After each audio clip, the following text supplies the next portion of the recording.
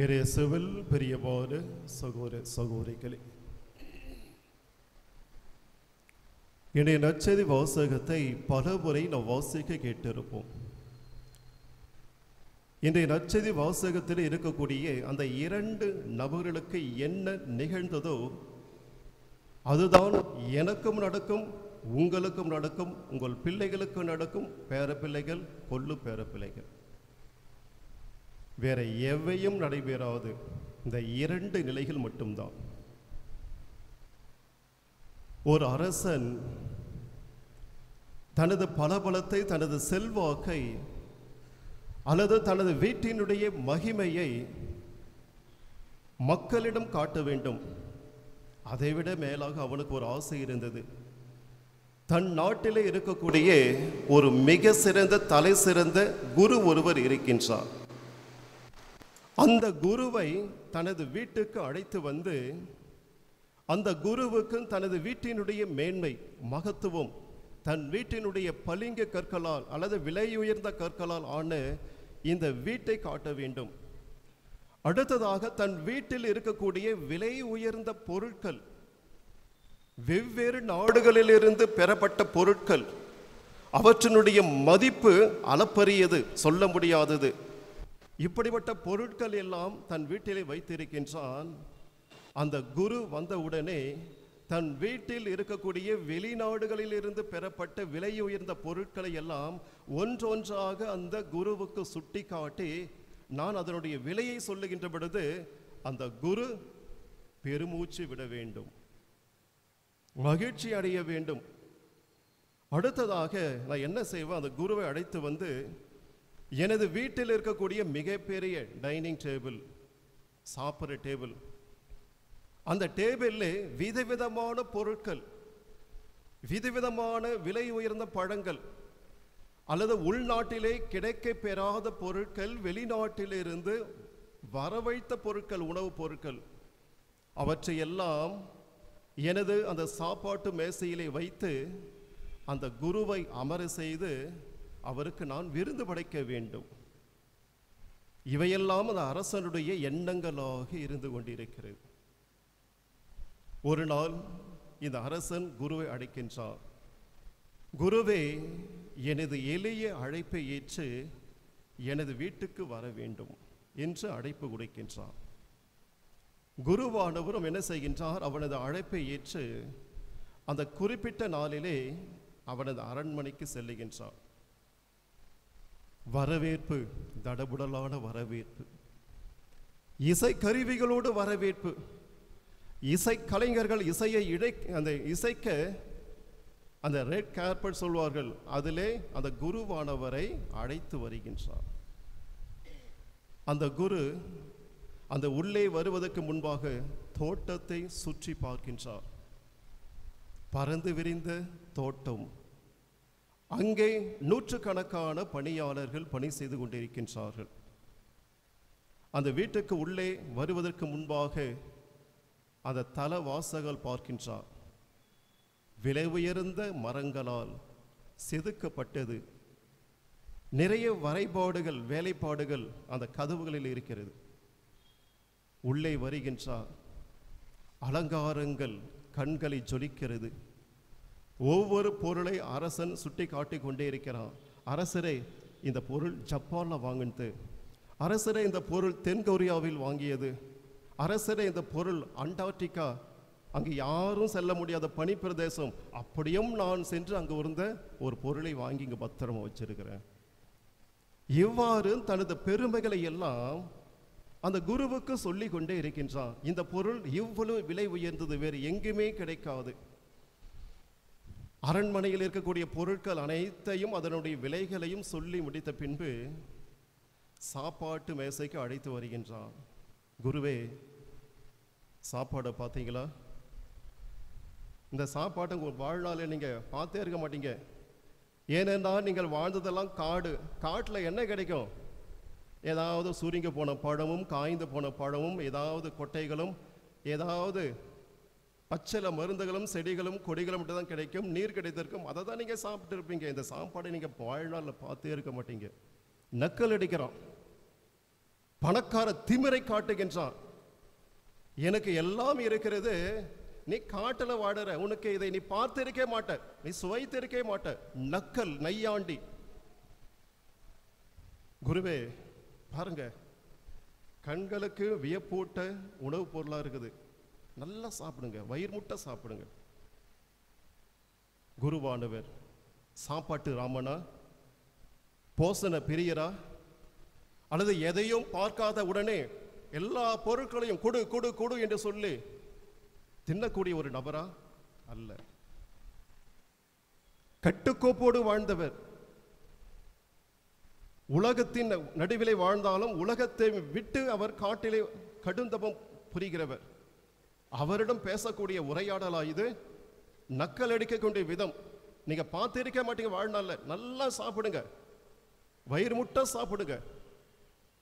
அந்த குருவானவர் தனக்கு தேவையான ஒரே ஒரு பழத்தை மட்டும் சாப்பிட்டு விடுகிறார். கேட்கிறான், குருவே இவ்வளோ பொருட்கள் இருக்கிறது, இறைச்சி இருக்கிறது, விலை உயர்ந்த பழங்கள் இருக்கிறது, நமது நாட்டில் இல்லாத பொருட்கள் அனைத்தும் இந்த மேசையிலே வைத்து இருக்கிறேன், இன்னும் சாப்பிடுங்க, எனக்கு கொஞ்சம் ஒரே ஒரு பழம் சாப்பிடுங்க. இல்லை இல்லை போதும். எல்லாம் சாப்பிட்டு முடித்த பின்பு உரையாடுகிறார்கள். அப்பொழுது அந்த அரசன் குருவை பார்த்து கேட்கிறான், குருவே என் வீட்டை பார்த்தீங்கல்ல, என் வீட்டில் இருக்கக்கூடிய பொருட்கள், விலை உயர்ந்த பொருட்கள் பார்த்தீர்கள் அல்லவா, சாப்பாட்டை பார்த்தீர்கள் அல்லவா, என்னுடைய பணியாளரை எல்லாம் பார்த்தார்கள் அல்லவா. சரி, இப்போ நான் ஒரு கேள்வி கேட்கிறேன், உமக்கு என்ன வேண்டும்?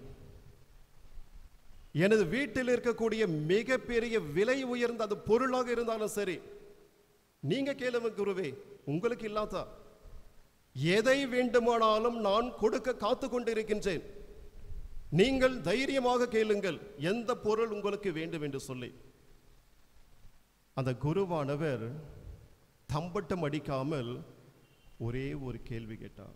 சரிப்பா, உங்ககிட்ட உலகத்தில் இருக்கக்கூடிய அனைத்தும் இங்கே இருக்கிறது, மனிதனும் இல்லாத பொருள் கூட உன் வீட்டில் இருக்கிறது, அலங்கரித்து கொண்டே இருக்கிறது. எனக்கு ஒரே ஒரு பொருள் வேணும், அதை நீ கொடுப்பாயா? ஓகே குரு, நான் வயசான காலமா இருக்கிறேன், இன்னும் எத்தனை நாட்கள் எத்தனை ஆண்டுகள் வாழ்வேன் என்று எனக்கு தெரியாது. எனவே நான் செத்த பிறகு நான் மேலே போயிடுவேன். அங்க போன பிறகு நீ இளமையா இருக்கிற, இன்னும் சில ஆண்டுகள் கழித்து நீ சாகலாம். அப்ப நீ செத்து மேலே வருவல்ல, அப்போ வருகின்ற பொழுது எனக்கு ஒரே ஒரு குண்டூசி மட்டும் கொண்டு வைப்பா. அந்த குண்டூசியை கொண்டு வந்து மேலே என்கிட்ட கொடுப்பா, அது போதும்பா. கேட்ட உடனே இந்த அரசனுக்கு கடும் கோபம். முட்டாள் குருவே, திட்டுறான். குருவை திட்டலாமா? முட்டாள் குருவே, உனக்கு கொஞ்சமாச்சும் அறிவு இருக்குதா? உனக்கு இவ்வளோ பொருள் இருக்குது, எல்லாத்தையும் பார்த்த, சாப்பாட்டில் அவ்வளோ விதவிதமாக வச்சிருந்தேன், இதெல்லாம் எதுவும் கேட்கல, ஒரு குண்டூசி போய் கேட்கறே. சரி ஓகே, குண்டூசி கேட்ட, இங்க கேட்டிருந்தா நான் கொடுத்து இருப்பேன். நீ செத்து மேலே இருப்ப, நான் செத்து அந்த குண்டூசியை கொண்டு வந்து உன்னிடம் எப்படி கொடுக்க முடியும்? என்னால் அந்த குண்டூசியை கொண்டு வர முடியுமா? என்னால் கொண்டு வர முடியாதே. மீண்டும் அந்த குருவை திட்டுறான். அப்பொழுது அந்த குருவானவர் அமைதியாக சொல்லுகின்றார், இவ்வளவு செல்வங்கள் பொருட்கள் அனைத்தும் இருந்தும் உன்னால் ஒரு சிறிய குண்டூசியை கூட உன்னால் மேலே கொண்டு வர முடியவில்லை என்றால், இவ்வளவு சொத்துகள், பணம், நிலம் அனைத்தும் இருந்தும் என்ன பிரயோசனம்? இயேசுவில் பிரியமான சகோதர சகோதரிகளே, இது ஒரு கதையாக இருக்கலாம். இன்றைய நற்செய்தி வாசகத்தோடு இணைத்து பார்த்து, செல்வந்தன், ஏழை, இந்த இரண்டு பேருடைய வாழ்வை பார்க்கின்ற பொழுது மண்ணகத்தில் வேறுபட்டு இருக்கிறது, விண்ணகத்திலும் வேறுபட்டு காணப்படுகிறது.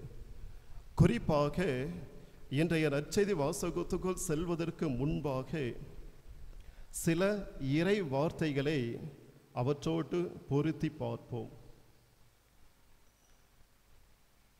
நீதிமொழி புத்தகம் 19ஆம் அதிகாரம் 17வது வசனம். ஏழை இறங்கி உதவி செய்கின்றவர் ஆண்டவருக்கு கடன் கொடுக்கின்றார். அவர் கொடுத்ததை ஆண்டவரை திருப்பி தந்து விடுவார். 17ஆம் அதிகாரம் 5வது வசனம். ஏழையை ஏளனம் செய்கின்றவர் அவரை உண்டாக்கினவரையே இகழ்கிறார். பிறருடைய இக்கட்டை பார்த்து மகிழ்கிறவர் தண்டனைக்கு தப்ப மாட்டார். இறுதியான அந்த இறைவார்த்தை, ஏழை கூக்குரல் இடுகின்ற பொழுது எவன் காதை பொத்து கொள்கின்றானோ அவன்தானே உதவிக்காக மன்றாடும் பொழுது எவரும் அவனுக்கு செவி கொடுக்க மாட்டார்கள். இந்த செல்வந்தன் ஏழை இரண்டு பேருடைய வாழ்வை பார்க்கின்ற பொழுது செல்வந்தனுடைய வாழ்வு எப்படி இருக்கிறது என்றால், விலை உயர்ந்த மெல்லிய செந்நிறை ஆடை. அவருடைய உடையே விலை உயர்ந்த உடை. ஏனென்றால் செல்வந்தர்கள் இந்த தடிமனான உடையை உடுத்த மாட்டார்கள். எவ்வளவுக்கு எவ்வளவு மெல்லிதாக இருக்கிறதோ அந்த உடல் வெளியே தெரியணும், அப்படியே அந்த சதை வெளியே தெரியணும், அப்படி உடை உணிந்தாதான் இவன் பணக்காரன். அந்த உடை விலை மதிப்பற்றது, பல பணத்துக்கு சமமானது, மெல்லிய ஆடை. அப்ப அவனுடைய பகட்டு, அவன் மெல்லிய செந்நிறை ஆடை அணிந்தவனாக இருந்தான். நாள்தோறும் விருந்துண்ட இன்புற்று இருந்தான். அவனுக்கு நேரங்காலமே இல்லை. 24 மணி நேரமும் விருந்து விருந்து விருந்து விருந்து. அந்த விருந்தை உண்டு எப்படி இருந்தான்? மகிழ்ச்சியா இருந்தான், சந்தோஷமா இருந்தான். இது ஒரு மனிதன். இன்னொரு மனிதன் லாசர் என்னும் பெயர் கொண்ட ஏழை ஒருவரும் இருந்தார். இந்த ஏழைக்கு இறைவன் பெயர் வைக்கின்றார், லாசர். இப்ப பார்க்கின்ற பொழுது இந்த லாசர் எப்படிப்பட்டவராக இருந்தார்? ஏழையாக இருந்தார். அடுத்ததாக உடல் முழுவதும் புண்ணாய் இருந்தது. அவர் உடல் எப்படிப்பட்ட உடலாக இருந்தது என்றால், உடல் முழுவதும் புண்ணாய் புண்களால் சீழ்வடிந்த ஒரு உடலாக இருந்தது. அடுத்ததாக அவர் அச்செல்வருடைய வீட்டு வாயில் அருகே கிடந்தார். ஒரு மனிதனை எப்பொழுதும் கிடந்தான் என்று சொல்ல மாட்டோம். அந்த மனிதன் இருக்கிறார், அவர் வீட்டில் இருக்கிறார், அவர் தெருவில் நின்று கொண்டிருக்கின்றார், அவர் மருத்துவமனைக்கு முன்பாக நின்று கொண்டிருக்கின்றார், அவர் அதிகாரிக்கு முன்பாக நின்று கொண்டிருக்கிறார். மதிப்போடும் மரியாதையும் சொல்வோம். ஆனால் இங்கு பார்க்கின்ற பொழுது அவர் அச்செல்வருடைய வீட்டு வாயில் அருகே கிடந்தார். நிறைய முறை படிச்சுட்டு போயிடலாம். கிடந்தார் என்ற வார்த்தை என்ன அர்த்தம்? எதை பார்த்து சொல்லுவோம்? அங்க கல்லு கிடக்குதுப்பா, அங்க மரம் கிடக்குதுப்பா, அங்க மரம் முடிஞ்சு விழுந்து கிடக்குதுப்பா, அல்லது ஒரு டிரான்ஸ்ஃபார்ம் வெடித்து சிதறி கிடக்குதுப்பா. அப்ப கிடக்குது என்றால் எவற்றோடு ஒப்பிட்டு சொல்வோம்? அக்ரிணை, உயிரில்லாத பொருளை பார்த்துதான் கிடக்கிறது கிடக்கிறது கிடக்கிறது என்று சொல்லுவோம். அப்ப லூக்கா இந்த ஏழை லாசரை எப்படி சொல்லுகிறார் என்றால், அச்செல்வருடைய வீட்டில் வாயில் அருகே கிடந்தார். ஒரு அக்ரிணை போல. அப்படி என்றால் அந்த லாசரை எந்த ஒரு மனிதனும் கண்டுகொள்ளாத ஒரு மனிதனாக, அவனை புறம் தள்ளப்பட்ட ஒரு மனிதனாக, ஒரு கல் அல்லது ஒரு கட்டை அந்த சாலையில கடக்கின்ற பொழுது எந்த ஒரு மனிதனும் கண்டுகொள்ள மாட்டான். அவன் வா சென்று கொண்டே இருப்பான். கல்லா, அது கரகட்டது, பிரயோசனம் இல்லாதது. அப்ப இந்த ஏழை லாசருடைய வாழ்வு நிலை எப்படி இருக்கிறது என்றால், ஒரு அக்ரிணை பொருளை போல, யாரும் கண்டுகொள்ளாத ஒரு மனிதனை போல அந்த செல்வருடைய வீட்டு வாயில் அருகே அவர் கிடந்தார். அடுத்த கிளைமேக்ஸ், இரண்டு பேரும் இறக்கின்றார்கள். அப்பொழுது பார்க்கின்ற பொழுது கிளைமேக்ஸ் இங்குதான் மாறுது. அந்த ஏழை இறந்தார், வானதூதர்கள் அவரை ஆபிரகாமின் மடியில் கொண்டு போய் சேர்த்தார்கள். வாழ்க்கை மாறட்டும் அடைகிறது, மாற்றம் அடைகிறது. இந்த ஏழை லாசர் இறந்த உடனே அவரை வானதூதர்கள் அவரை தூக்கி செல்லுகின்றார்கள், ஆபிரகாம் மடியில் அமர்த்துகின்றார்கள். அடுத்ததாக செல்வரும் இறந்தார், அடக்கம் செய்யப்பட்டார். வேற எந்த வார்த்தை வைக்கல, அடக்கம் செய்யப்பட்டார். இப்பொழுது பார்ப்போம் வாழ்க்கை எந்த அளவுக்கு மாறியது என்று சொல்லி. செல்வந்தன் மகிழ்ச்சியாக இருந்தான், ஏழை துயரத்தோடு இருந்தான். இந்த செல்வந்தன் இந்த லாசருக்கு எந்த தொல்லையும் கொடுக்கல. அவனை அடிச்சானா, இந்த இடத்த விட்டு போ, ஓடிப்போ, என் வாசல் முன்னாடி உட்காராத, படுத்து கிடக்காத, எதையும் செய்யல. அவன் எந்த துன்பத்தையும் அந்த செல்வந்தன் இந்த ஏழை லாசருக்கு கொடுக்கல. ஒருவேளை நாம் இருந்திருந்தால் என்ன செஞ்சிருப்போம்? போ, அப்படி போ, இங்கேயே உட்காந்துக்கிற, என் வீட்டுக்கு எதிர ஏன் உட்காந்துக்கிற, உடல் முழுவதும் சீழ் வழிந்து கொண்டே இருக்குது, உன்னை பார்த்து நாயெல்லாம் சுத்தி சுத்தி வருது, போ துரத்து. பணியாட்களை வைத்து அவன் துரத்தி இருப்பான். ஆனால் இந்த செல்வந்தன் தன் வீட்டு அருகே கிடக்கக்கூடிய அந்த ஏழை லாசருக்கு எந்த துன்பத்தையும் துயரத்தையும் எதையும் கொடுக்கல. அமான வேலை பார்த்து கொண்டிருக்கிறான். ஆனால் இறந்த பின்பு வாழ்வு மாறுபடுகிறது. எப்படிப்பட்ட மாற்றம் பாருங்கள். இந்த செல்வந்தன் எந்த அளவுக்கு மகிழ்ச்சியாக இங்கே இருந்தானோ அதே அளவுக்கு வேதனையிலே நரகத்திலே இருக்கின்றான். எப்படி இருக்க? நெருப்பிலே விந்து கொண்டு இருக்கின்றான். இந்த ஏழை லாசர் இங்கு துன்பம், துயரம், வேதனை, அனாதையாக சாலையிலே கிடக்க பெற்றான். ஒரு கற்களை போல அல்லது ஒரு மரத்தை போல. இவனது வாழ்வு எப்படி இருக்கிறது? வானதூதர்களால் அவன் தூக்கி செல்லப்படுகின்றான். ஆபிரகாமின் மடியிலே அவன் அமர்ந்திருக்கின்றான் மகிழ்ச்சியோடு. இந்த ஏழை லாசர் இந்த மண்ணுலகில் இருந்த பொழுது அவனுக்கு நண்பன் யார் தெரியுமா? மனிதர்கள் அல்ல, செல்வந்தன் அல்ல, அவன் வீட்டிலே பணியாற்றிய நூற்றுக்கணக்கான பணியாளர்களும் அல்ல. ஒவ்வொரு பணியாளரும் அவனது வீட்டிலிருந்து வெளியே செல்லுவார்கள். அந்த வீட்டு வாயில் அருகிலே இந்த லாசர் உயிருக்கு போராடி கொண்டிருப்பான். உடலிலே ஆடை அற்ற நிலையிலே. எந்த ஒரு பணியாளராவது அவனிடம் பேசி இருப்பார்களா? உணவு கொடுத்திருப்பார்களா? இல்லை. ஆனால் அந்த ஏழை லாசர் அவர் அந்த செல்வந்தருடைய வீட்டில் அருகில் இருந்த பொழுது அவனுக்கு தோழன் யார் தெரியுமா? மனிதர்கள் அல்ல, நாய். நாயை நன்றியுள்ள நாய் என்று கூறுவோம். சில நேரத்தில் என்ன பண்ணுவோம்? சில நபரை பார்த்து நாய் என்று திருத்துவோம். அந்த நாயை அசிங்கப்படுத்துவதற்கு சமம். அந்த மனுஷன் நாயை விட கேவலமான இருப்பான். பண்புகளிலும் சரி, அன்பு செலுத்துவதும் சரி, நாய்க்கு ஈக்குவல் எந்த ஒரு நபரும் இருக்க முடியாது. ஒருவேளை சோறு போட்டு பாரு, வாழ்நாள் முழுவதும் வீட்டு வாசப்படி நின்று கொண்டு கிடக்கும். இந்த நாயினுடைய குணாதிசயம் என்னவென்றால், அதை பார்க்கின்ற பொழுது அதிலே நாய் சில நேரத்தில் நைட்டில் கத்தும், ஊளையிடும். நாம் என்ன சொல்வது தெரியுமா? ஐயோ பேய் வருது விளக்குது. நாயுடைய கண்ணுக்கு தெரிஞ்சு விட்டது, இதோ நம் தெரு வழியாகத்தான் வருது அந்த பேய். எனவேதான் நாய் குறைத்து கொண்டே ஊளையிட்டு கொண்டே என் தெரு வழியா வருது, ஐயோ பத்திரமா இருக்கணும். எப்படிப்பட்ட முட்டாள்தனமான சிந்தனைகள் காலங்காலமாக சுமந்து கொண்டே செல்லுகிறோம். இந்த நாய்கள் இரவிலே ஏன் ஊளையிடுகிறது, ஏன் கத்துகிறது என்றாவது நாம் சிந்தித்திருப்போமா என்றால், முதல் நிலை உடல் உபாதை. ஒருவேளை அந்த நாய்க்கு உடல்நிலை சரியில்லாத நிலையில இருந்தால் அந்த நாய் குறைக்கும், ஊளையிடும். என் உடம்பு சரியில்லை, என் உடம்பு ஏதோ ஒன்று செய்து அதை வெளிப்படுத்துவதற்காக ஊளையிடும், குறைக்கும். அடுத்ததாக நாய் தனிமையை உணர்கின்ற பொழுது, மனுஷன் மட்டுமல்ல, அந்த நாயுடைய குணாதிசயங்கள் பாருங்க. எந்த ஒரு நாயாவது தனிமையை உணர்கின்ற பொழுது அது ஊளையிடும், அது கத்தும். நான் தனியா இருக்கிறேன், என் ஃப்ரெண்ட்ஸுங்க எங்க இருந்தாலும் வாங்க, கொஞ்சம் கிட்ட வாங்க வாங்க வாங்க. தனிமையை போக்கிக் கொள்வதற்காக. அடுத்ததாக தனது எஜமானனுடைய கவனத்தை ஈர்ப்பதற்காக.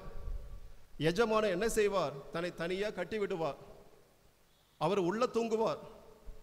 அப்ப இந்த நாய்க்கு ஒரு ஈர்ப்பு, நம்ம சத்தம் போடலாம், ஊளையிடலாம், அது என் எஜமானுடைய காதில் விழும். அப்ப என்ன பண்ணுவாரு? என்னை கழிச்சுட்டு உள்ள கூட்டு போயிடுவாரு. நான் எஜமான் பக்கத்துல வீட்டில் இருப்பேன். தன் தலைவனுடைய எஜமானுடைய கவனத்தை ஈர்ப்பதற்காகத்தான் நாய் ஊளையிடுகிறது, குறைக்கிறது. அடுத்ததாக பார்க்கின்ற பொழுது நாய்க்கும் பயம் பதட்டம் வரும். மனுஷனு மட்டுமல்ல, சில நேரங்களிலே நாய் உறங்கிக் கொண்டிருக்கும். ஏதாவது ஒரு நிகழ்வு ஏற்பட்டால் அந்த நாய் பயப்படும், பதட்டம் அடையும். தன் பதட்டத்திலிருந்து தன்னை விடுவித்துக் கொள்வதற்காக ஊளையிடும் அல்லது குறைக்கும். எதற்காக? ஒருவேளை எஜமானரை எழுப்ப வேண்டும், அல்லது தனது கூட்டாளிகள் அருகில் இருந்தால் அவள் அனைவரையும் கிட்ட வரவழைக்க வேண்டும், தன் பயத்தையும் பதட்டையும் போக்கிக் கொள்வதற்காக. அடுத்ததாக பார்க்கின்ற பொழுது கனவுகள். சில நேரத்திலே நாய்கள் கூட கனவு காணும். அந்த கனவுகள் எப்படி இருக்கும் என்று ஆராய்ச்சியாளர்கள் சொல்லுகின்றார்கள். ஒரு நாய் இன்னொரு நாயை துரத்துவது போல கனவு காணுமா. அப்ப இன்னொரு நாய்கள் படையோடு இந்த நாயை துரத்துவது போல கனவு காணுகின்ற பொழுது என்ன செய்யுமா, இந்த நாய் ஊளையிடும் அல்லது கத்தும், குறைக்கும், என்னை காப்பாற்றுங்கள் காப்பாற்றுங்கள் காப்பாற்றுங்கள் என்று சொல்லி. இதுதான் அறிவியல் பூர்வமானது.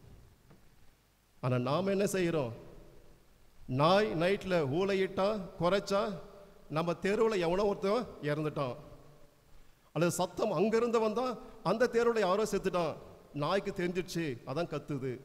எப்படிப்பட்ட மூட பழக்க வழக்கங்கள் சூழ்ந்த இந்த மூளையாக இருக்கிறது. அப்படிப்பட்ட ஒரு நாய் அந்த லாசருடைய அருகிலே இருந்திருக்க வேண்டும். அந்த லாசர் சொரிந்திருக்க வேண்டும். ஏன்னா அரிப்பு, புண்கள், அடுத்து சீழ்வடிந்து இருக்க வேண்டும். அந்த சாலையிலே அமர்ந்திருக்கின்றார், தூசுகள் எல்லாம் அந்த புண் மீது படிந்திருக்க வேண்டும், ஆடைகள் இல்லை. அப்ப இந்த நாய் அந்த லாசரை உற்று நோக்கி இருக்க, அவருடைய அவநிலையை பார்த்து இருக்க வேண்டும். அப்ப அந்த நாய் என்ன செய்து அவரது புண்களை நக்கியது. லூக்கா குறிப்பிடுகிறார். ஏனென்றால் அந்த புண்கள் சீழ் வடிந்து வடிந்து புறையோடி விட்டது. தூசுகள் அழுக்குகள் எல்லாம் அதில் படிந்து இருக்கிறது. மருந்து போட யாரும் இல்லை. அந்த புறையோடியவற்றை பீத்தெழுந்து சுத்தப்படுத்த யாரும் இல்லை. அரிப்பு ஏற்படுகிறது. அப்ப மனிதன் செய்யாத அந்த அன்பு செயலை, இரக்கம் காட்டாத அந்த இரக்கத்தை யார் செய்தது? இந்த நாய், நன்றி உள்ள நாய் இது செய்து போய் அந்த புண்களை நக்குகிறது. சீழை மேல தூசு எல்லாம் நக்குகிறது. அப்ப பாருங்க, அந்த செல்வந்தன் செய்யாத நல்ல செயலை, அவன் வீட்டில் பணி செய்யக்கூடிய பணியாளர்கள் செய்யாத நல்ல செயலை, இரக்க செயலை, அந்த வழியோரமாக சென்ற நூற்றுக்கணக்கான ஆயிரக்கணக்கான மக்கள் செய்யாத நல்ல செயலை, அன்பு செயலை செய்தது எது தெரியுமா?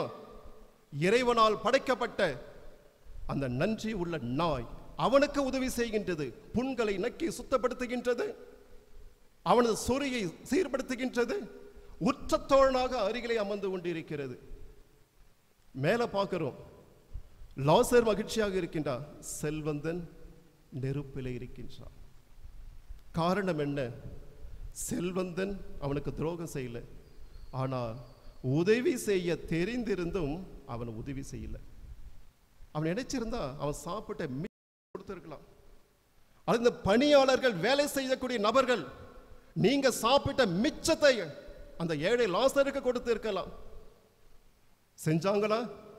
அல்லது இந்த பணக்காரணி உடுத்திய எத்தனையோ விலை உயர்ந்த உடைகள் இருந்திருக்கும், அது ஏதாவது ஒரு கிழிந்து போனதை அல்லது குப்பை தொட்டியிலே போட்டதை அவன் உடலை மறைக்க நீ கொடுத்து இருக்கலாம். அல்லது அந்த நூற்றுக்கணக்கான பணியாளர்கள் வேலை செஞ்சீங்களே, உங்களுக்கும் இரக்கம் இல்லையா? அந்த வழியோரமாக சென்ற நூற்றுக்கணக்கான வழிபோக்கர்கள், உங்களுக்கும் இரக்கம் இல்லையா? ஆனால் இறைவன் இரக்கமிக்கவர். இரக்கம் காட்டாத செல்வந்தனுக்கு நெருப்பு, இரக்கத்தோடு துன்பத்தை ஏற்றுக்கொண்ட லாசருக்கு மகிமை. இந்த இருவரில் நாம் யாராய் இருக்க போகின்றோம்?